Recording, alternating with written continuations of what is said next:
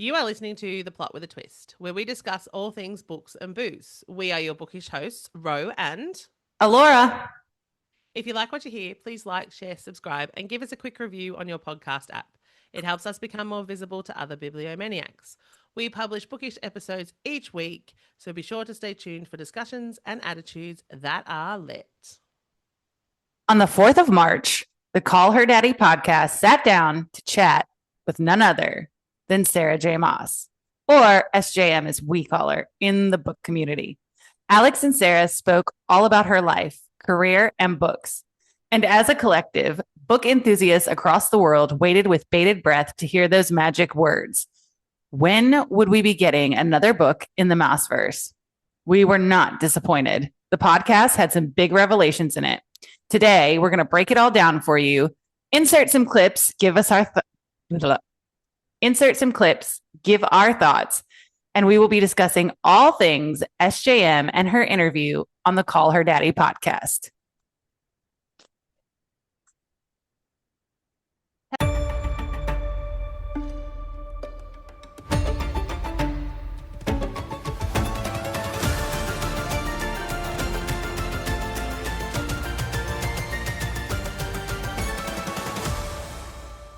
Hello, hello. Oh my gosh, this is going to be a big one. And a long one. I'm kind of excited though. I'm excited. I was a bit surprised at some of the things in the podcast, for sure. So we're on a time difference, obviously. So you were sleeping as I was watching this and vice versa. And there were so many times I wanted to be like, oh my God, did you hear them say that? But like you weren't in my time zone anymore. So I was like, damn it. But now we're going to do that, and we're recording it for everybody. Yeah, definitely. Okay. So first up, what did you think of the interview as a whole? Okay. So as a whole, I've got heaps of notes here. All the notes. I thought it was quite a good interview. I thought she was very open and honest in everything that she had to say. I felt really sorry for her mother-in-law though, because she 100% put that poor woman on blast. Mm-hmm. And I kind of like when that part came up and she said, I don't know, Linda. I wonder if the woman's name is actually Linda or if she was doing that like I do with like Linda, listen. You know what I mean? Linda, listen. I feel like, do you know how, because we do podcasts, right? And there's only so much that editing can do. So I feel like that came out wrong. Like she was trying to say that, not that her mother-in-law thinks about her son when she reads the books, but like she was just kind of like, oh shit, is she pulling on her experiences with my son? But it came out sounding like her mum was like obsessed with the fact that she thinks her son is, Rhysand and yeah. And all the sex scenes, I was like, oh my God, stop talking now. Just stop. Yeah, that was pretty funny. But I feel like I know we have a tendency to wander too, but I felt like she wandered off topic a lot, or the intro into her specific part of that question was so very long at times. I was like, wait, how does this connect to the question you were just asked? She goes on a lot of side quests. Yes, a lot of side quests. I wouldn't have said that I'd kissed a Legolas cutout, even if I had. Yeah. I wouldn't have said that. I would have been I wonder if in her head she was like, oh my God, shut the fuck up right now. just stop talking. I found it interesting that she didn't know the worlds in her Maasverse were going to collide. Like I thought that was quite interesting. Okay. So as somebody with a spiritual background and a penchant for all things woo-woo, when she said the way that she described writing the books at certain points, basically what she was saying, but she didn't come out and say it, is she was channeling, which I don't know if you know anything about channeling, or it's also automatic writing is another term for it, which basically like you sit down, your brain goes meditative to where you're not consciously thinking of the things you are writing, and then this stuff pours out of you. Yes. because So, of her. What did I say? She didn't know her worlds were going to collide. right. And she went on to talk about how when those worlds collided and when things came together, she was even surprised and she didn't know where that had come from. So Yeah. essentially, she was talking about channeling books, which I've known people who have done that. It's a legit thing. And it's kind of really cool and really interesting and something you cannot replicate. Oh, Like, okay. like what, like if you and I both were to sit down and practice automatic writing or channeling, we would not get the same information Well, I was saying that generally. she kind of seems like a mix between like a plotter and a pantser. So she kind of has this. She was talking about how she had this idea, and then Rhysand just walked in, and she was like, Mhm. okay, cool, let's go with that. let's just roll with that." Right. Yeah. No. And on that level, I understand a lot as somebody who has been and is an active writer. You can't plan for every single thing that happens because characters start taking on a life of their own and they Yeah. start doing things that you're not even consciously wanting them to do. And you're like, hold on a minute, fucker. We're not supposed to be doing that right now. And they're like, fuck you. This is what we're doing. And you're like, fuck it. Okay. I guess I'm right. Whatever. Let's go. Yeah, that happens. That's happened to me for sure. Fair. I thought as well that this interview was so one thing. Okay, let's back up. We we're not lovers of Throne of Glass. Me and you. No, No, we're not. we're Right. not. However, Still on air of fire. however, uh, regardless of how you feel about SJM, there are two really important things and reasons why she is where she is, why she has accumulated the readership she has made the money she has. One of those is the fact that she is a marketing genius. No one else came out with news of hers except her. This podcast likely has been one of Call Her Daddy podcast's larger streams. And yeah, I just think it's another marketing genius on her end because she was probably one of the first ones, if not the first one, to continue to make special editions for different bookstores with alternate endings that you could only get. Yeah. Do you know what I mean? So she is always creative in that aspect of things to make herself marketable, to make you Yeah. want to buy all the things. So I just thought that this was something else in her marketing and business repertoire that's just genius. Yeah, and she did well with that, didn't she? It was very. She's always come out with like when she's announcing her books, it's always her that's doing it. It's never anybody else. Yeah, I agree. She's Mm-hmm. done very well with that one. Okay. So she's on deadline now. Do we think it's going to be a different series? I was hoping so, but by the end of the interview, I think it's book 4. So we'll delve into like the releases and everything like that. But I think this is book 4 in that little. You mean in Crescent Technically, City? no, I think it's the ACOTAR one. I think it's going to be both, actually. Well, yeah, I really need to read those. And the reason I say that is because there was a rapid fire question at the end about Jezebel Roga's library, which Jezebel is a character in Crescent City. She runs the antiquities place that the FMC works. Turn your video on or off and on. It's doing that weird thing again.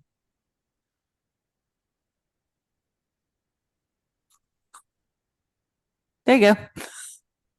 Anyway. Anyway. Okay, so when that rapid fire question came up, she was like, well, I guess you're just going to have to read about it. Oh, okay. And it hasn't been explained yet. And there's like Crescent City is getting or should be getting the House of Many Waters because that's the last house that needs a book. So it's quite possible. Okay. And we'll end the end of ACOTAR. Yeah. Yeah, I don't think we're going to get a new series anytime. I don't think so. Anytime soon. I was hoping it was. Well, although she may surprise us, though, because nobody saw Crescent City coming. Okay. Like that was a wild release. Well, you know that I'm late to the Maasverse, so I've only read ACOTAR. I haven't kind of, sort of read Throne of Glass. Well, fun fact. I haven't read Crescent City. I didn't even know who she was until I read House of Earth and Blood. That was my first SJM book. Ah, okay. And had I not read that book first, I probably don't know if I would have been so into her other works. So here's my thing, right? I probably should have taken my cousin's advice. I have a cousin who has read all of these, and she's like, my cousin's a massive, massive reader. And she said to me, because I've told you this, I tried ACOTAR, and I was like, who's this dumb bitch Feyre? She's killing my life. So I spoke to my cousin about it because I knew she'd read it. And she's like, look, I don't think you should probably start with ACOTAR. And I don't think you should start with her other series, Throne of Glass, either. I think you should start with Crescent City. And I feel like I should have listened to her. I really do, because she was like, that's more adult for you.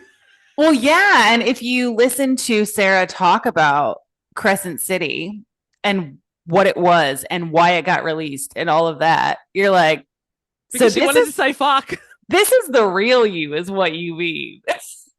Well, that was the other thing I noticed about the interview. She's sitting there talking, and Alex was very professional. I will give Alex props.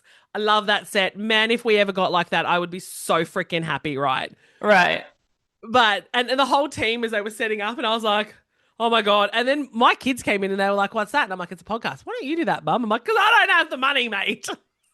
Yes. We're always looking for sponsorship. Anybody? Yeah, somebody? Absolutely.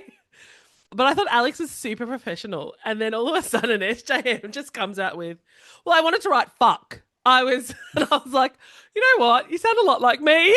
Like, she was dropping the F-bomb left, right, and center. And I was like, yeah, I like this. Right? All right. So now we're going to go into SJM and what she said about getting the rights back to her book. And now do I just go? Mm-hmm. All right. So SJM has the rights back to her book now. Do you think we'll ever get the TV series or movie, adaptation, something? It's a loaded question. It is a loaded question, isn't it? That's why I put it in there. Okay. Am I saying, do I think we will or would we like to? Okay. So both. We would love to get a series, like a TV adaptation for sure. By SJM's own admission, it's very type A. It is going to take either her to write the screenplay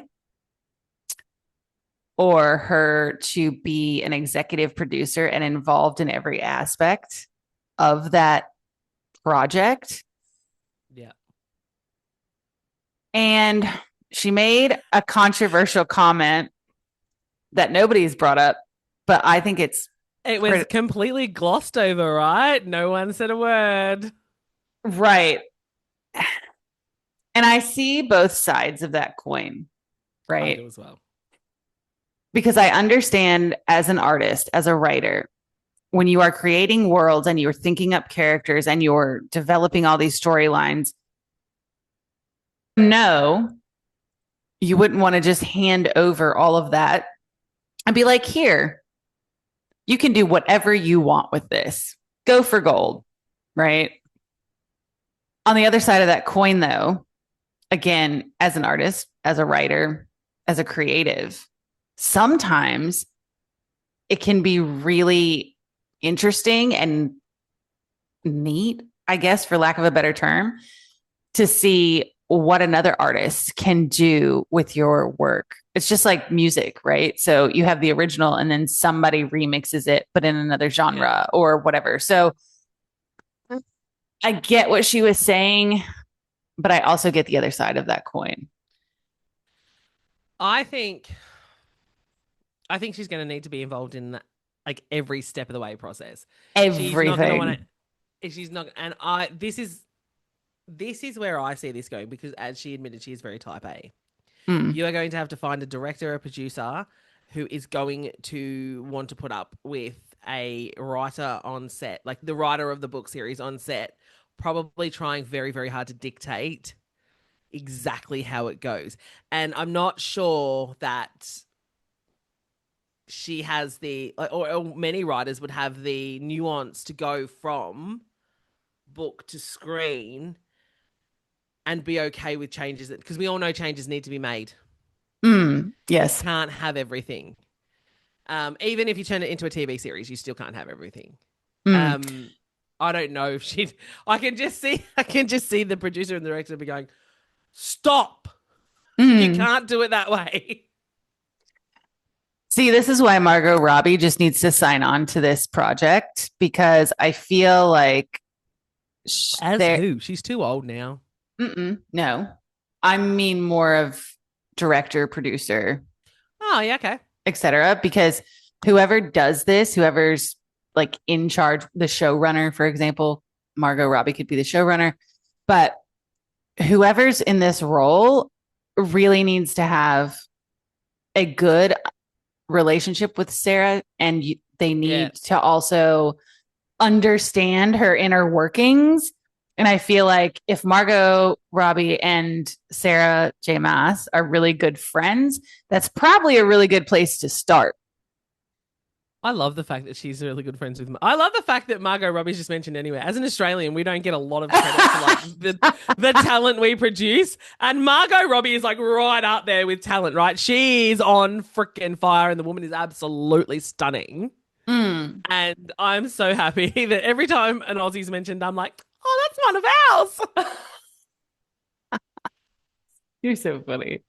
I know. Okay. Do you think that you have a better understanding of SJM's books and characters given her mental health struggles? I feel like I also have a better understanding of SJM. So for that, I agree with the whole question. Yes, I have a way better understanding, and I can see the correlation between her and Nesta. I can't see the correlation between her and Elain. Not her and Elain, her and bloody Elain, because I haven't read that series. But I can definitely see between her and Nesta. As someone who's actually been through similar. I ended up in an emergency cesarean with my daughter. It's fucking terrible. Like, you can go in with a plan for pregnancy. You just throw that bitch right out the window, man. There's no point having one. You got to go with the flow, because if you don't, your world is going to come crashing down around you. And I didn't want to have an epidural. No epidural. Not because of what SJM said, which was that a lot of people are like, oh, you can't have the drugs, it affects the baby. I am terrified of needles. So that if you've seen an epidural needle, those suckers are huge. I didn't want that anywhere near my spine. Just no. So when I ended up in an emergency cesarean after, a bullshit labor, and it was bullshit. It was terrible. I get what she was saying. The fact that I will give her credit where credit is due, the fact that she realized before anyone intervened that if she'd not had the cesarean, her and her baby wouldn't be here, like her and her son wouldn't have survived. Kudos to her, because I did not. it took one midwife pulling out the staples on my incision, and my incision was in the right spot and everything. My obstetrician was absolutely phenomenal. Really, really good. It took her, I think she just noticed that I was not in the right headspace, if that makes sense. Mm. So she asked why it was a cesarean and everything, and I explained it to her, and she went, "Isn't it just amazing how far modern medicine has come?"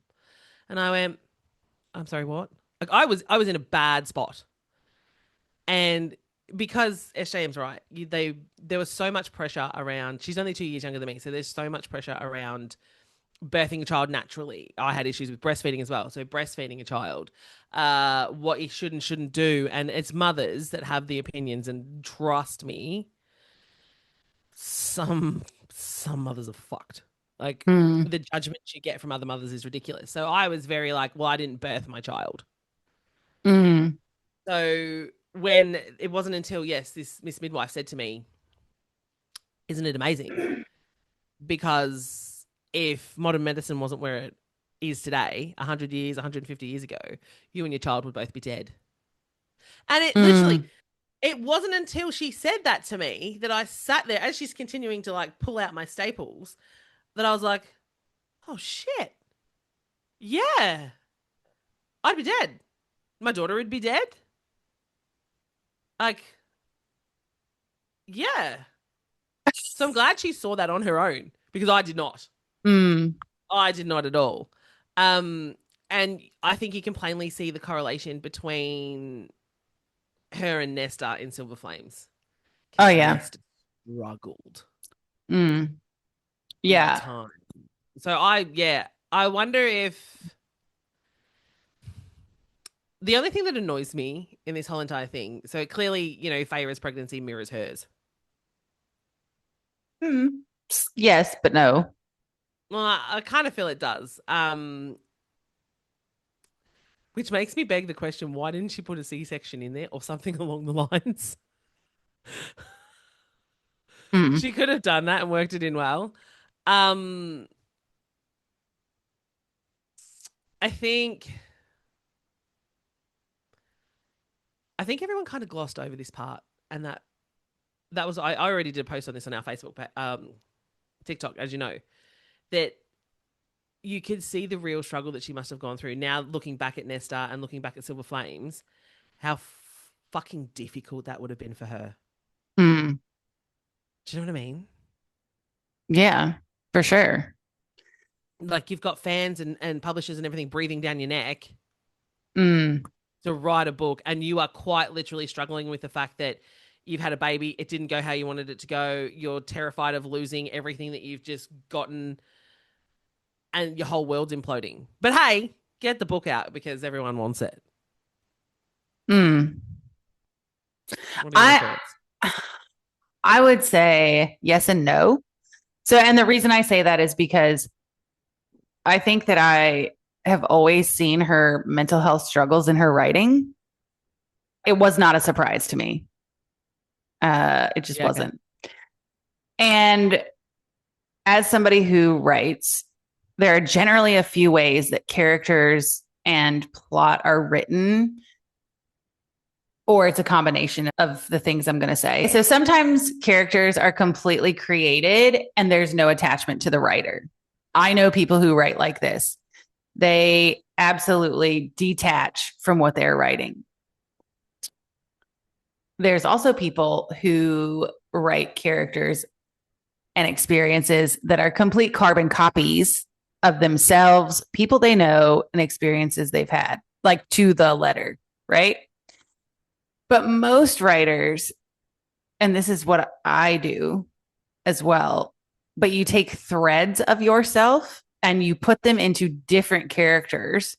So, like maybe one character has your sense of humor, and another character has your mental health struggles, and another character has the time, like the experiences where you were brave or whatever. So they're woven in to everybody in the story. And I think the majority of writers are more like that. And writing is absolutely a cathartic and therapeutic practice, no matter if you're writing fiction, nonfiction, fantasy, dystopian, whatever it may be. It's It just is. Yeah. So that's my thoughts on it. Yeah, as I said, I did a post on TikTok about this. I feel that I'm so glad she got the help she needed because by the sounds of it, it was really, really bad. Oh yeah, yeah. It sounded like it was getting to a point where, she was having thoughts that probably weren't the thoughts that she wanted, especially with the fact that she just had a brand new baby. And like, I understand now, a little bit. She even said that with Aelin and Feyre, like Feyre Mm. and the fact that, she was locked in, like Tamlin was locking her in and the walls were closing in on her. She was like, that was me. That was my anxiety attacks. And I was like, I've had an anxiety attack. That's exactly what it feels like. Mm-hmm. Yeah, I think 100%. I have a greater in depth of her as a person and as a Mm. writer. So now we're going to take a look at how SJM feels about women in the fantasy genre and how they're kind of dealt with by the wider community. All right. So we've discussed this before, you and I, actually, We have. on how hard it is for women to be taken seriously when writing fantasy books. Do you think SJM made an accurate assessment? 100%. 100 million%. Yeah. But Yeah. I also want to be real here, right? So one of the things that I think SJM was not accurate about and maybe didn't give herself enough credit for, because I told you, I think SJM is where she is for two reasons. One, Yeah. she's a business genius. And two, she categorized what she writes as romantic fantasy. No, or fantasy romance, I think is what she said. Yeah, I think she said fantasy romance. Fantasy romance. No, that's not true. I'm sorry. It's just not. So this woman literally started the popularity of a genre that was previously marginal. Because what was romantasy really before Throne of Glass ACOTAR came on the scene? Now, not to say there weren't any books out there that were romantasy. I am saying she's responsible for it blowing up and opening the door for lots of other women to write in this genre and for it to be a massively selling genre and become popular. Agree or disagree? Yeah, probably. I think so for me when she spoke about being put in a box. So this is the box that she's been put in by publishing by, other fantasy writers and because of the fact that she's a woman. Um where it's just she writes smut. That's it. She writes fairy porn. Mm-mm. And I think she nailed that when she was like, "So I have it in there. Big deal." Like it's not a big deal. And I'm going to go into that like in a little bit more detail. I think. She contradicted herself, though. What do you mean? So, yes, she did say that, right? But she also said, and this is why I say she's probably one of the bigger pioneers of romantasy that we have seen in our time, in modern era. Okay. Yeah. Okay. Yep. So when she was talking about the fact that smut's in there, but it's not the point of the books, right? Yes. However, she also said the smut is integral to the story for the evolution of the relationship, for you to understand like the yearning and all of the things that are happening in the book. Yep. Yes, you remember that? Yeah. Yeah. Okay. So that is the very definition of romantasy, because if the smut and the relationships are integral to the plot, then if you take them out, you don't have a plot. Like you can't take all those characters out and all the relationships out and those stories stand on their own. True or false? Kinda. Mm. I get. No, I get what you're saying. I understand what you're saying. Okay, but hear me out. hear me out on this. So Okay. I feel that if women write sex or smart, they're dismissed as not being good writers. You're writing, generally speaking, right? Yeah, but who's doing the dismissing? Yeah. Okay. Let's just focus on the fact that Do not ignite my feminine rage. Well then strap in. It's about to be ignited. So, my biggest issue with this, I agree with her. I think that at times, sex or relationship development with sex involved can help a plot move along. Yes. Do I think if you pulled it out, you could probably get the same result? Maybe not quite, but yes, the fantasy story could stand on its own. It wouldn't be as impactful. There's no way. It wouldn't be as impactful. Now, she talks about how she's just put in a box that she writes smut because there's sex scenes in it. And she's put in that box because she has a vagina and not a penis. We know this. We understand. We all know this. Mm-hmm. To those people that say that now I'm only going off one book series, which I haven't read, but was made into a TV show. However, you probably know where I'm going. The actual content, the plot line of the book stays the same. George R.R. Martin wrote a series around incest. Mm-hmm. That's what it's based on. I don't give a shit what you say, because you can go as far back as before the story started. The reason that the Mad King was ousted from his throne was because he was nuts. Why? Because his mum was his auntie and his dad was his brother. Or however it was worked. He had brother cousins. Yes. Do you know what I mean? That was the integral plot line, right? So whoever the other dude was sat on the throne for a bit. However, well, his kids weren't his kids. Why? Well, because their uncle was their dad. Mm-hmm. His whole entire premise is incest. It sits around siblings and family members. And you know what the patriarchy... Go. I'm going to tell you why the patriarchy will say that it's more relevant. Fuck off. Yep.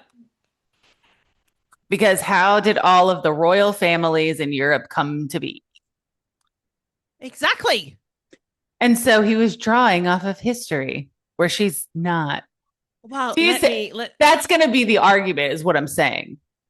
Oh, so history's okay then, as long as it's written by a man. Funnily enough, that's where all the shit comes from, isn't it? I said it in my post the other day. It's not like women are leading the charge to destroy the fucking world, is it? No, it is not. But she writes smut because she's got a vagina.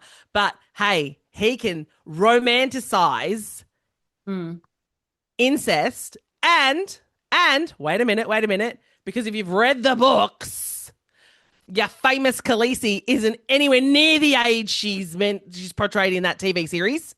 And she's 14. A child. 13, 14? 14 years of age. So he also romanticizes pedos. Mm-hmm. But hey, it's an epic fantasy. It's got dragons. Woo! I'm gonna need you to pipe down just a smidge. Everybody, Ro needs 5. Ro needs 5. I need more than 5. I need 50 years. This is what gets me aggro. Sorry. Yes, I did get very... This is what gets me aggro, is she's put in a box where it's smut. It's just sex. And many of the other authors that we adore are put in are. It doesn't even matter if it's fantasy. It doesn't matter if it's fantasy, romantasy. If you write any sort of romance or any sort of contemporary book with sex scenes in it, if you have a vagina, it's smut. But it is okay. I've not read Brandon Sanderson. I've not read any of the others. But we do know for a fact that a lot of those men will write sex scenes with women. Some of them are underage. And epic. It's epic. It's an epic book. Sure. I think Alex actually summarized it best when they were talking on that topic, when she said, because you're a woman, if you dip your toe into sexuality in any way, shape, or form, you are automatically devalued Yes. in everything else you've contributed in that arena, whatever it may be. Yeah.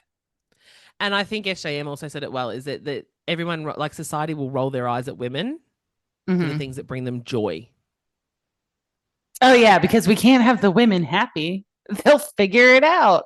This whole entire conversation was, yeah, exactly.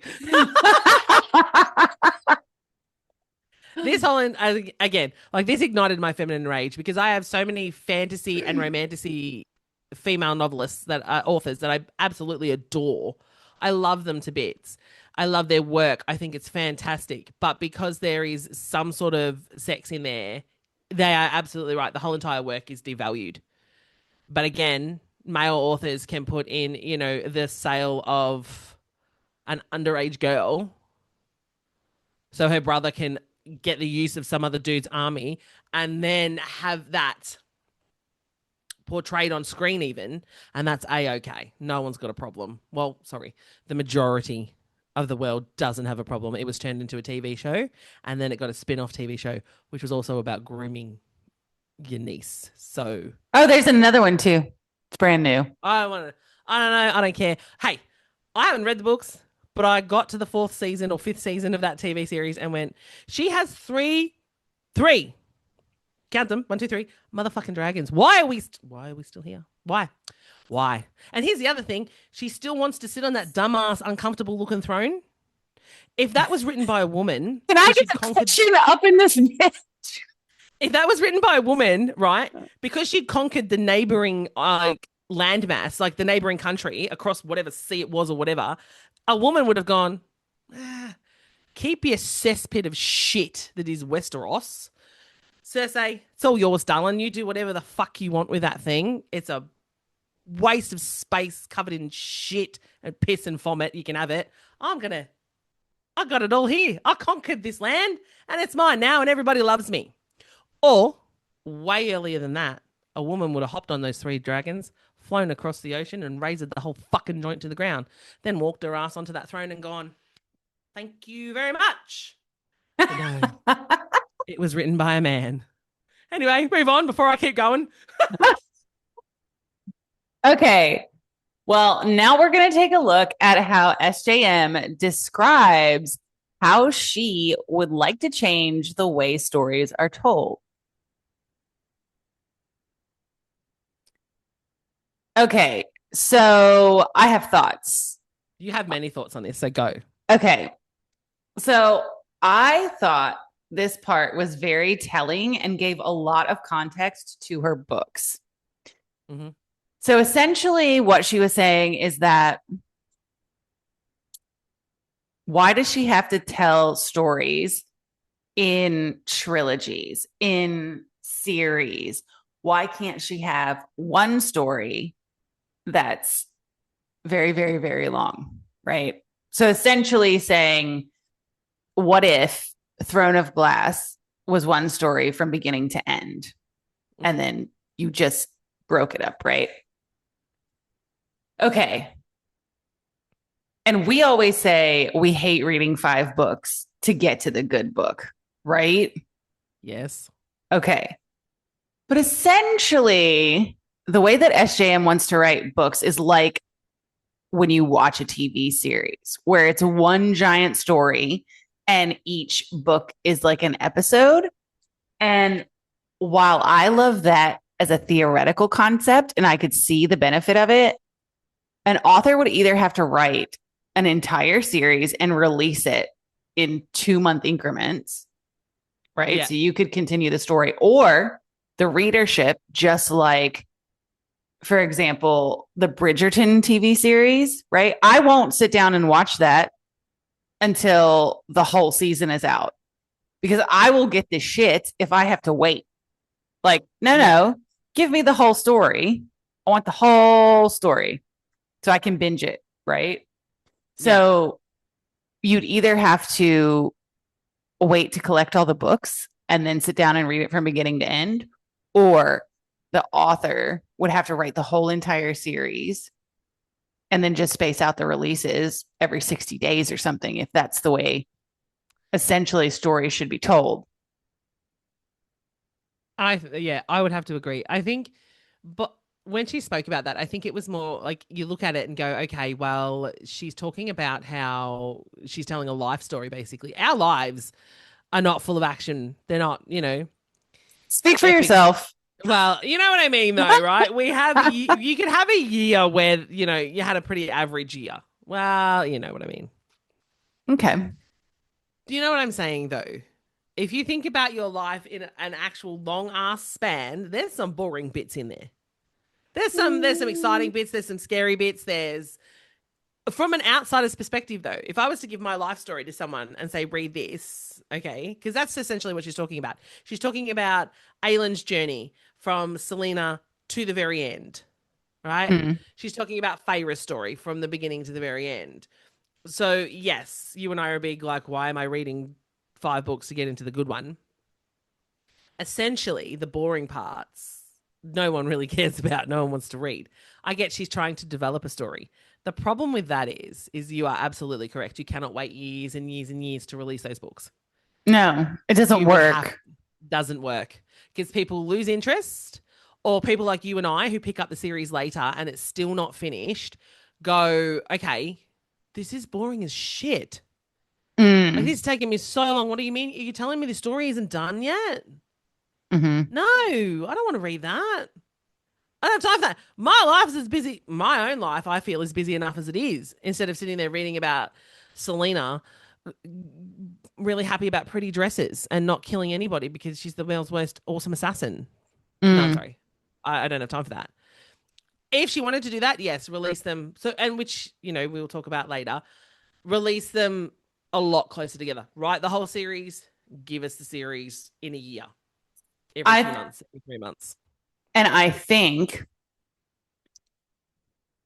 I almost want to say that's where Rebecca Yarros deserves some kudos. Yeah. Because we had 3 books within 18 months, I think.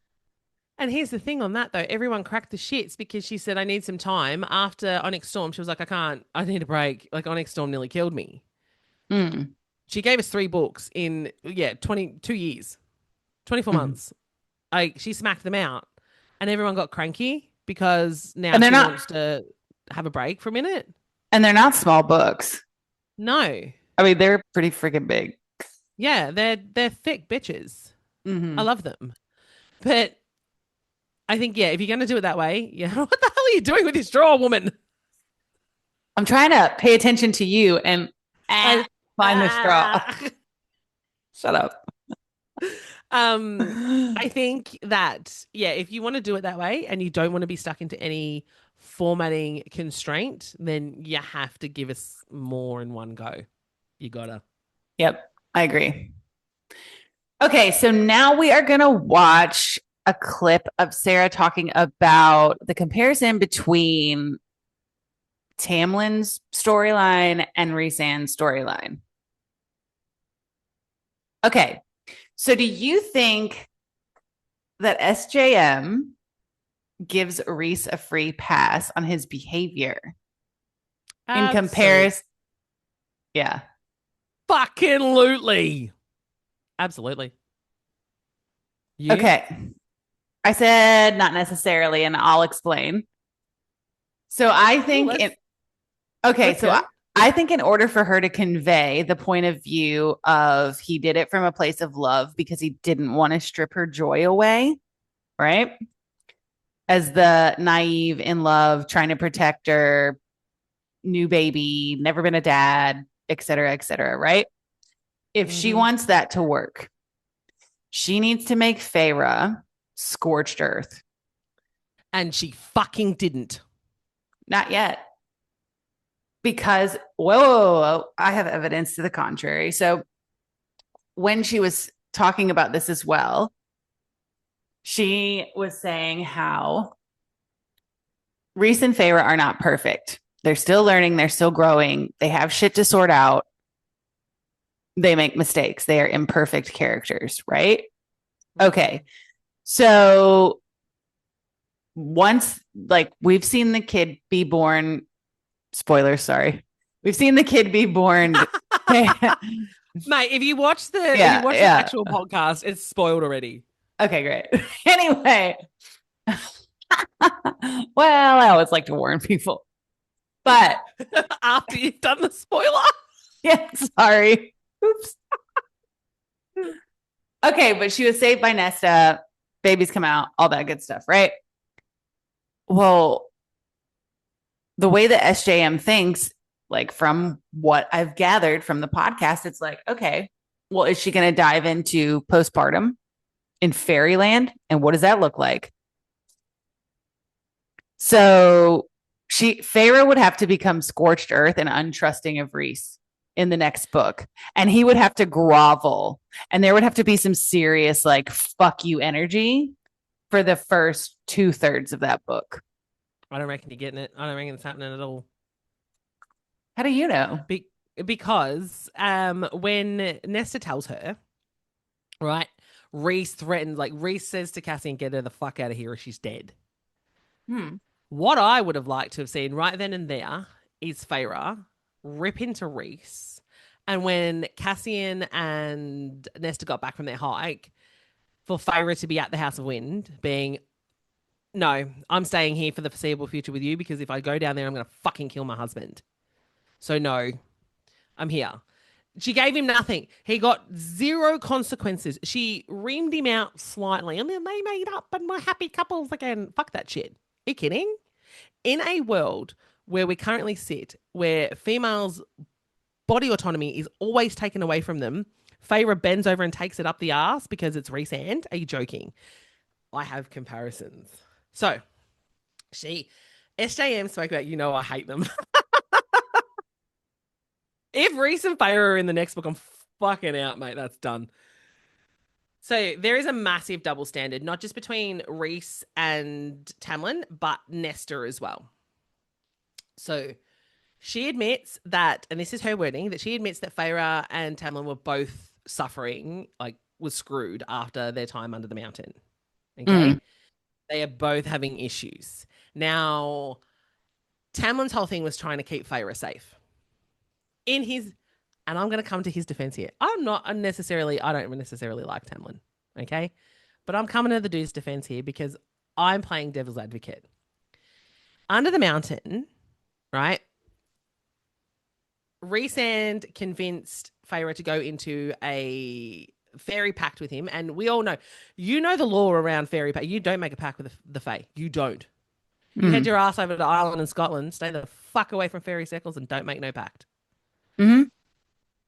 She enters into that pact to save her life. Fair and understandable. But he denied her the full truth about that little deal they made. 1. 2, he gets her wasted as fuck and parades her around half naked. And she has no control over that. None at all. From Tamlin's perspective, this is a man who has also spent the last 50 years with that stupid mask all over his face, sending out...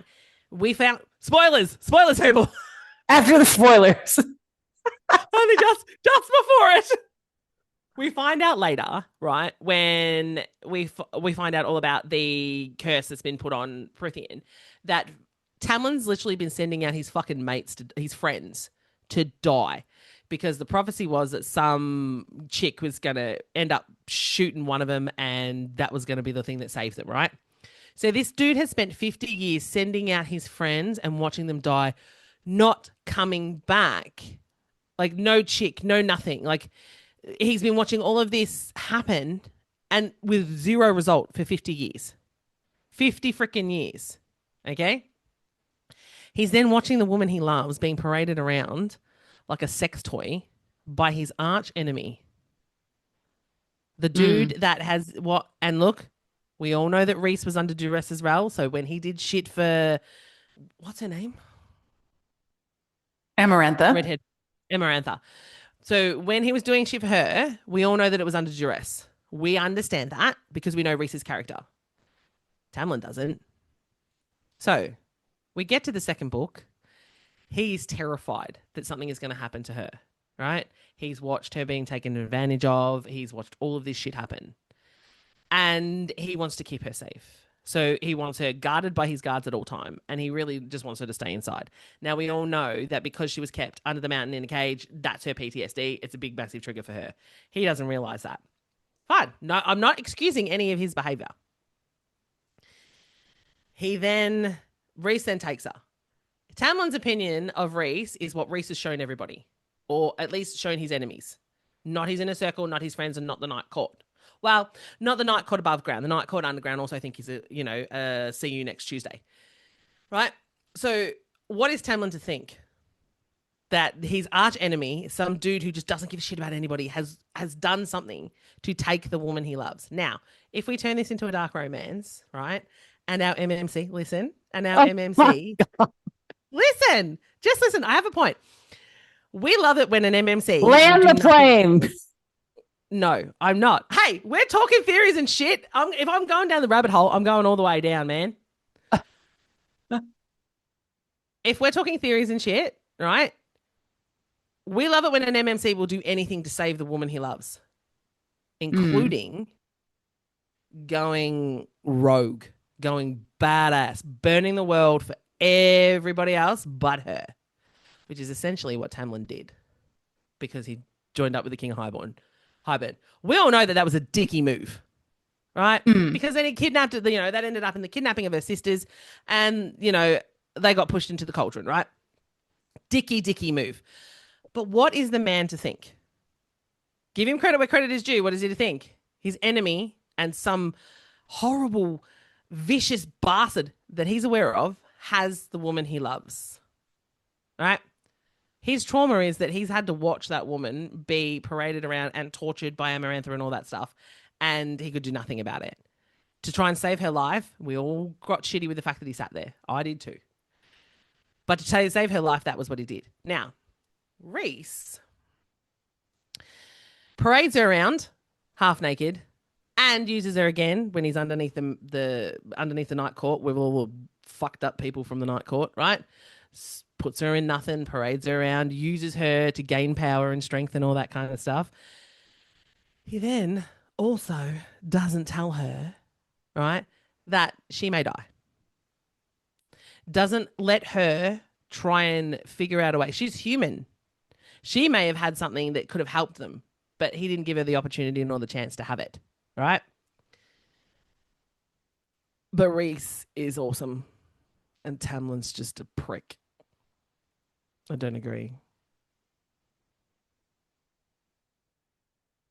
The way he behaved in Silver Flames was beyond reprehensible. And he's given a free pass because he's Rhysand and everyone thinks he's awesome. And it drives me nuts. Absolutely nuts. He doesn't even have the balls to tell his best friend, one of his best friends, that the chick he's been in love with for like fucking 500 years is a lying piece of crap. Wash my hands of it. Don't give a shit. And he's watched his mate suffer.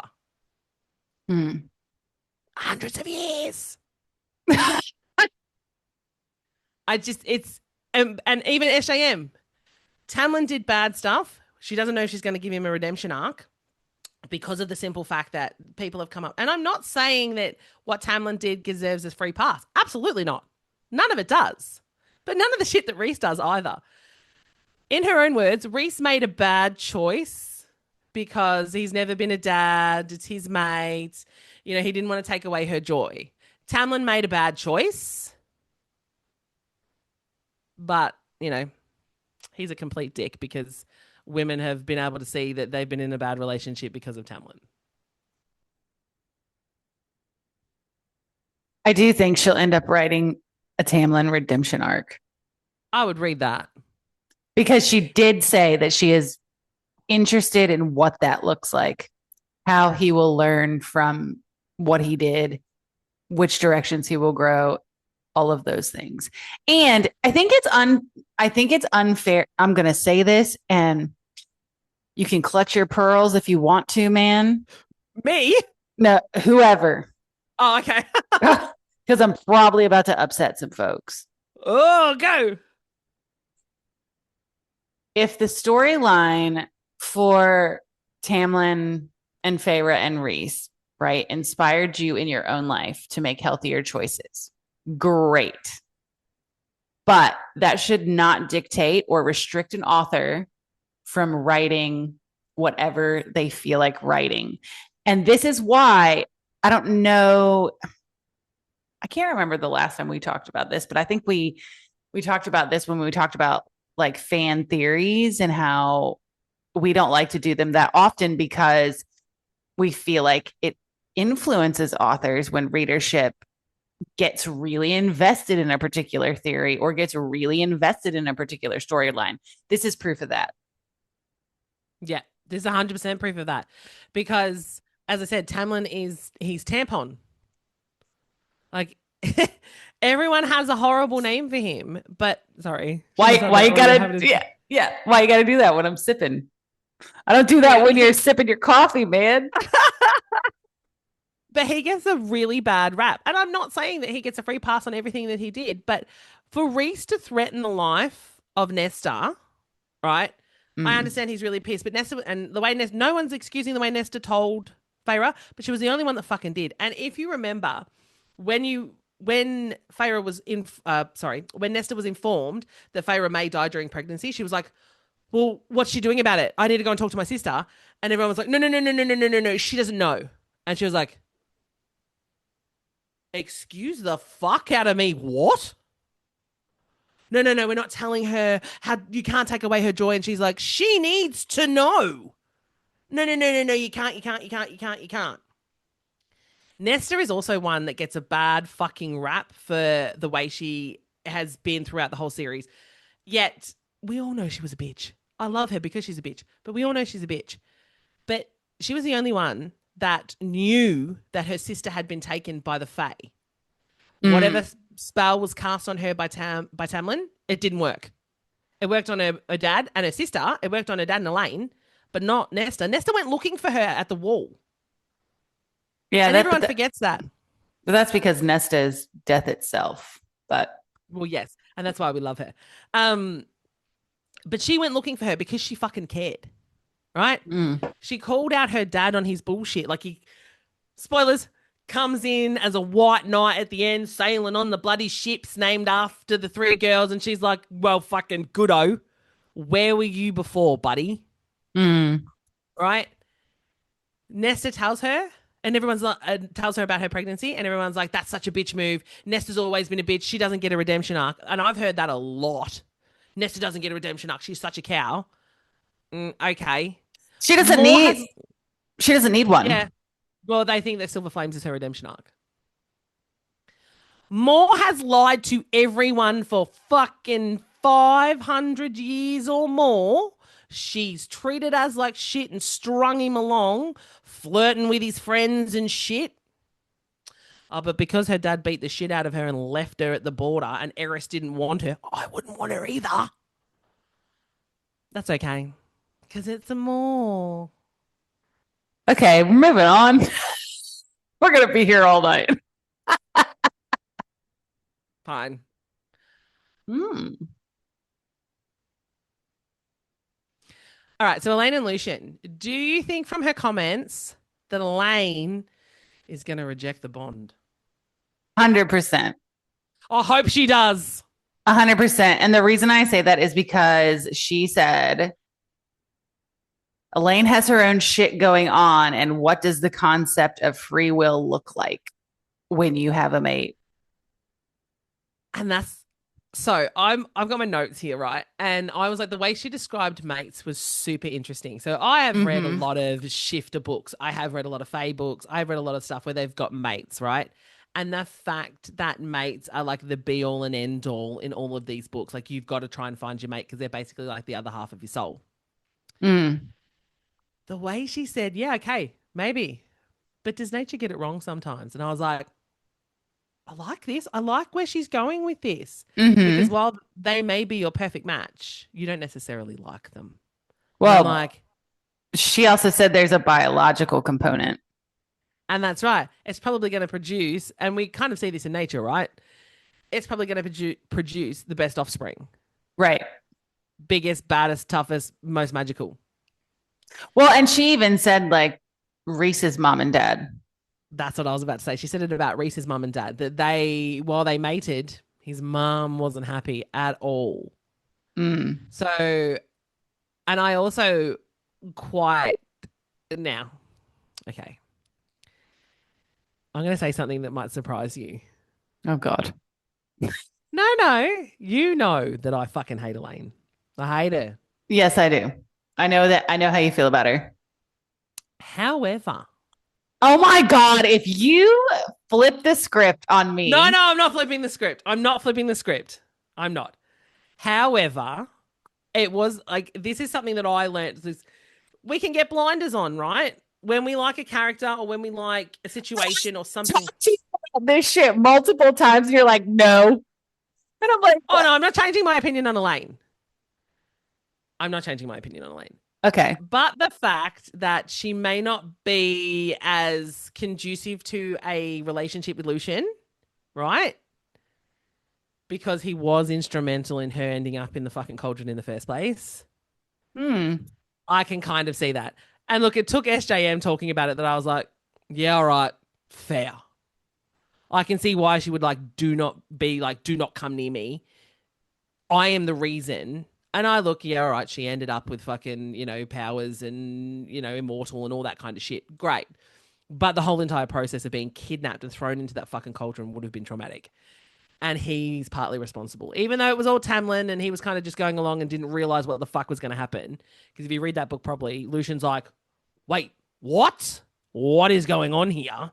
You're throwing him in the cauldron. He clearly wasn't privy to that part of the information. But I could see from Elain's point of view that, yeah, okay, you'd be like, no, you come near me and I'm going to ask one of these 3 dudes with bat wings to eviscerate you. Fair. Do I think that Elain's character was pretty basic? Sure. Basic ass bitch. Sure. However, and I've said this before, I think there's a hell of a lot more to her that we haven't seen. Because if you are hallucinating to the point where you're having visions and things like that, you are very much stuck in your own head. And it's not until you're ready to deal with what is going on inside of you that you're actually going to be forthcoming and want to talk to people.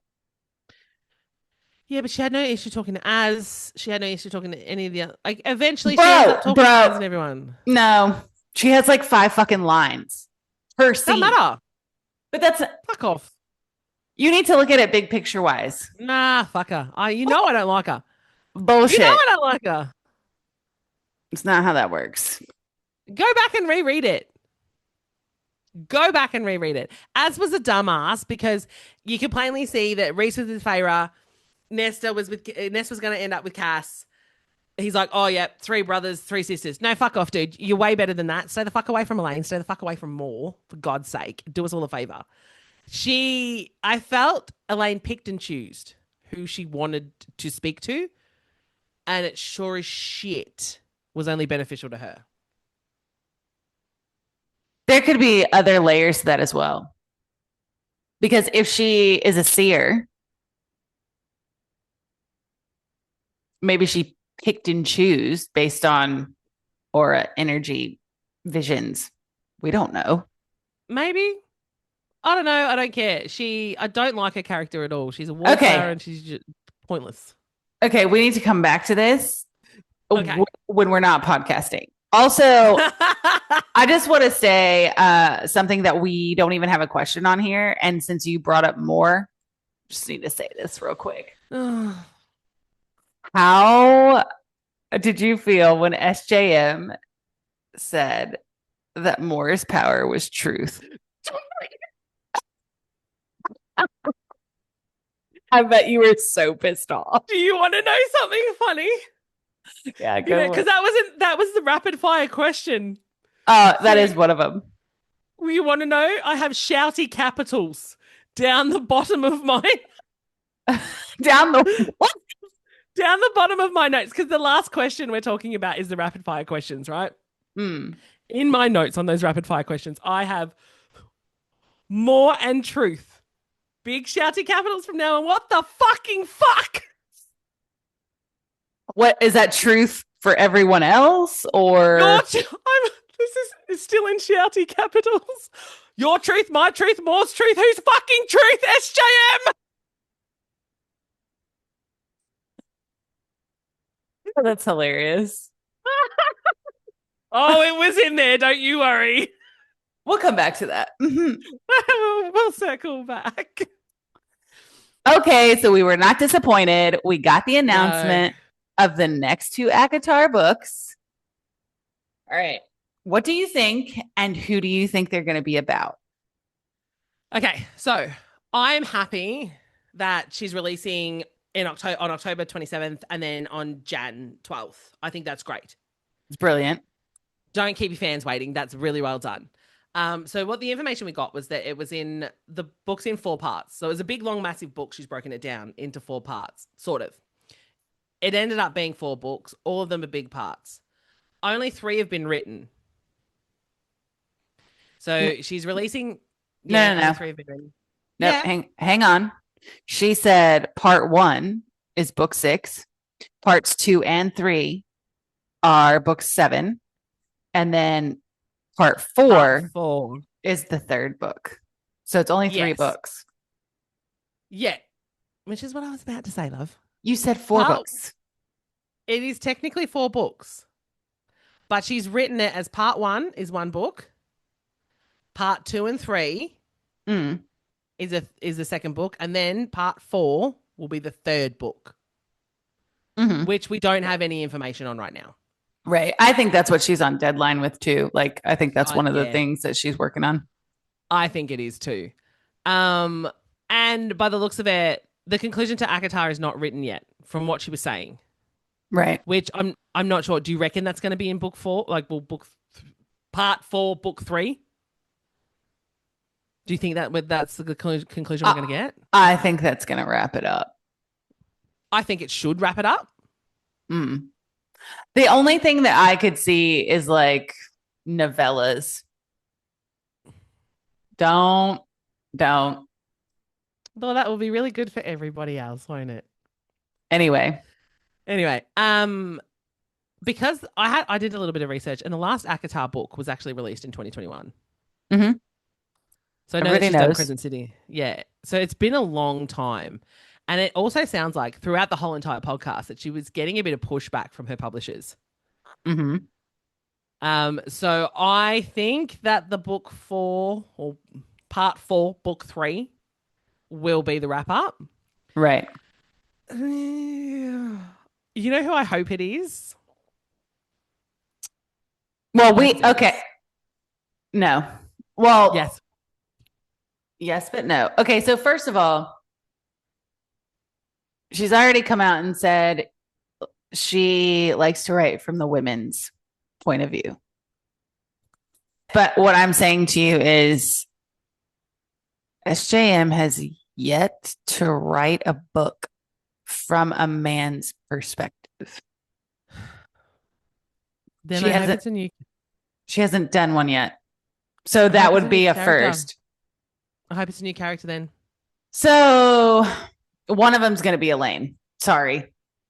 There's been too much said about her and the way that she's processing things and all of that for me to be like, oh, she's completely going to continue to be a side character. Boo. The other one, I think, you're going to hate me. Don't say it. But don't say it. The other one I think will either be Moore or Gwen. I will take fucking Gwen. I will take Gwen. I will take Emery's point of view. Like, do not give me more. I may even read Elain. Or it could be, okay, so if you want Emery's point of view, I think that's possible because it would include more. So would Gwen's, right? Because we all know that Gwen and Az had a bit of a thing. But Moore would be more of a central character in Emery's story. No, I think she'd be more of a thing in Gwen's story. Gwen and Azriel had a thing. Yes, but Moore is in love with Emery. And Emery's in love with Moore. Well, then Emery should run far and fucking wide. No. No, if I have to read a book where Moore is the central character, I'm out. well, I'm out. I can't do it. I won't. You'll have to, you know what? We'll have to do a podcast and I'll just ask the questions and you can talk about it because I cannot read a book where this woman is given a pass for everything. I can't do it. I would like her to be in Gwen's story and Gwen and Az hook up and they find out that they're mates. And then Gwen is like, dicks, bitch, leave my man alone. And I'll be like, get her, Gwen. I no. Nah, that's not okay. And here's the thing. I wonder if she will pander to fans. I don't think Elain's point of view is the next book. If it's more or Elain, I'm out. I'm not reading. I will literally, we can do a podcast, but I will ask the questions and you can. But I don't think that Elain's point of view is the next book. And the reason I say that is because SJM talked about how difficult it was to figure out whose point of view to tell next. Whose point of view to tell next. I did note that. And look. And if it was easy peasy, the answer is Elain because you've gone by the order of the sisters or like by the Archeron sisters. So logically, you've done 2 of the 3. Yeah. There's only one you haven't. But if you're having this much conflict on whose perspective to write, probably not going to be Elain's book. So that's my thoughts. I'm happy if it's not Elaine's book. I don't want to know the story of Moore. I don't care. I could maybe read. I don't care. I could maybe read. I'm gonna move on from that bitch. She doesn't deserve the time or the airspace. I could maybe read Elaine's depending on where it went. If she ends up with Az, I'm gonna lose it. Like proper lose it. I don't want her with Az. No, don't. No, I would personally, and I know everybody's gonna hate on this, but I would love an Elain Tamlin arc. I would say Elain Eris. Mm-mm. I reckon. So you want to like you know that I think Elaine's a wallflower. She's soft. She's shit. Right. Whatever. Anyway, I don't think there's much to her. However, I think she's shit. God. However, I think her and Eris would make because he's so sharp. He's so harsh. Yeah, but and Elaine's not. And we'll opposites attract. Well, and I'm sorry, ew to Tamlin and Elain because Feyre fucked him. Feyre fucked him. No, ew, no. Hey, if the secret lives of Mormon wives can fuck brothers, I mean, no. But I could do an. I don't think you could get Nesta on board with that. And Nesta already struggles with Rhys. I don't know. We'll just have to see. But really, she could go a billion different ways. Who knows? She could. Who knows? She could. Alrighty. It's been a long one. The rapid fire questions. Did you find anything interesting in those rapid fire questions? So SJM, sweetheart, you have no poker face. No, she does not. Whatsoever. Poker face. Yeah. Pretty much every question she avoided or giggled or blushed. Yeah, I'm not going to answer that. Honey, you just did. You did. You don't need to say anything else, man. No comment. No comment is a comment. Mm-hmm. Yep. That is pretty much the way that I read the rapid fire questions, for sure. Especially because I've read Crescent City more. Yeah, you got more of that than I did. And with the pool of starlight being a portal, oh man, she blushed hard. And I was like, it is. It totally is. And I cannot wait to see that come together. I have to read Crescent City.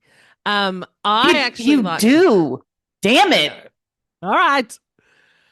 I actually liked the part where she was talking about how now I haven't read Throne of Glass, but I do know the ending. So I know that I don't. Did you miss that in the okay, well, spoilers. Do you want to take the headphones off and I'll just talk for a minute? No, I mean I heard what she said, but I don't know the context of that though. Well, Elain loses their powers. Right. What powers? Oh yeah, there's that. Well, we haven't read that far, so we don't know. She may have because she's Fae, right? Spoilers. In saying that though, I haven't read as far as everyone else, and even I could guess that from a mile away. But still, I'm 2 books ahead of you. Nope. I only have 2 books left in the series. That's why I'm like, what powers, man? And she was like, well, and Nesta had to give hers up to save spoilers to save Feyre and Nyx. And then Alex asked her about why the women seem to lose their powers. And I liked the fact that she was quite quick in her answer and said, well, there always needs to be a sacrifice and there needs to be balance. So she spoke about how them having their powers but needing to make the sacrifice doesn't mean that they're any less because they're still major badasses without it. And I was like, you know what? For a woman writing fantasy or romantasy, it's great to see women that are not damsels in distress. So even though they've given up some type of power that made them quite strong, that in of itself makes them badasses. And I was like, yeah, I like your take on that. That's really good. Trying to remember Throne of Glass. She may have had like the start of powers where I'm at, but it wasn't real memorable. Well, I'm stuck on Air of Fire at the moment, and she currently where I'm sitting at, she's talking to Birdbrain,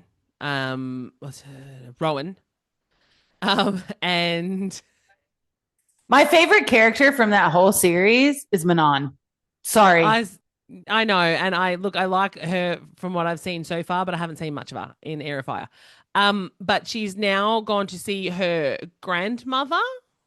I don't know on which side, whether it's a mum or dad's, no idea, to learn how to use her powers. And we all know grandma's a baddie. If you didn't see that fucking coming, you're blind. Has Manon gone to basically the Witch Wars? Have Manon's you gotten that far yet? Manon's still trying to ride her fucking dragon, her wyvern. Okay, got ya. That's where I'm at. But I did like how she described that because in fantasies written by men, women are always a damsel in distress and they're useless. Where in her books, they are very powerful. When they have powers, even if they've given them up, the fact that they can give them up still makes them badasses because we all know that, you know, most men would be like, I'm not giving up shit. So I really liked that. I just think the difference between Elain and Manon is... How are they from the same fucking author? Manon, like, she mows people down without a second thought. She is like the Nesta of Throne of Glass. I can't see. This is how bad I've forgotten everything from Throne of Glass. But there's a character at the start of Throne of Glass. Maybe she's an emissary from another kingdom? Are you talking about Lysandra? No, I don't think so. They end up, spoilers, she ends up dying. Oh, I can't remember. It was her only friend. Is it Noemi? Yes. I think that's it. Yep. I never knew how to pronounce it. Where's that shitful book? I gave it away. I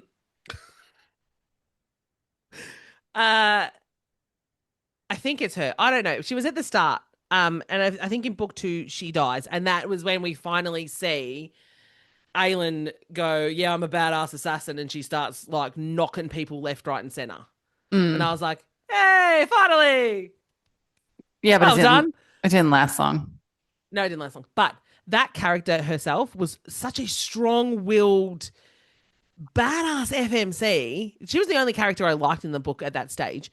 And SJM offed it. And I was like, you joking?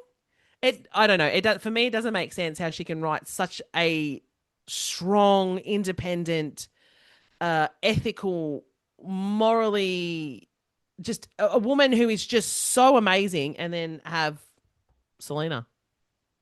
It doesn't make sense to me. Did you have any other points that you saw from that? No, I think we've covered just about everything, and I am really. I will say one more thing. I think more authors need to do things like SJM is doing with social media, podcasting, etc. Do you know if Alex from Call Her Daddy got Suzanne Collins on her? Oh my God. My God. I'd be sad. That would be awesome. I would be sad. I don't know if she does them though. But I don't think she does. But I think more authors should. Especially like, yeah, for sure. Hey, we'll chat to you. Yeah, we will. We'll chat to you. The plot with the twist at gmail.com. Well, as you know, I did pick up on the whole Moore and her truth thing. It drives me nuts. There's not really much more I can say on it aside from truth. What truth?